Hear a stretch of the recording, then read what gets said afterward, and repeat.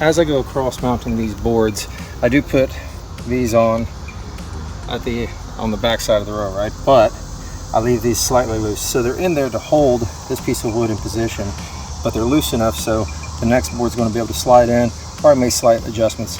If you tighten it all the way down, this will not fit in, so leave these slightly loose. Set this next board in all the way across, put a loose one on the back side, and once all of those are put in, then I go and tighten all of these all the way up.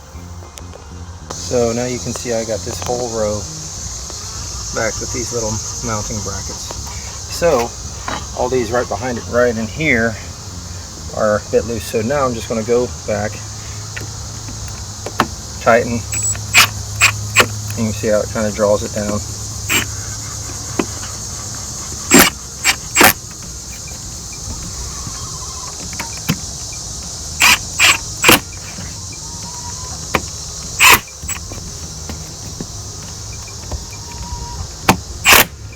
And I just do that all the way across the board.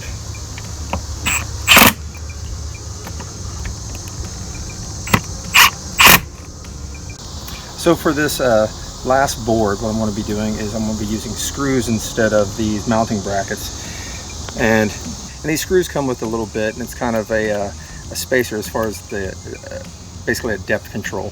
So you can either pre-drill these with like a 7/16 I think they suggest, or you can just drill them down, and that's all I'm doing right now is I'm just drilling them straight in. So you can see I made a choke line all the way across where my last board is, and that's what I'm laying it on in line with these brackets as well.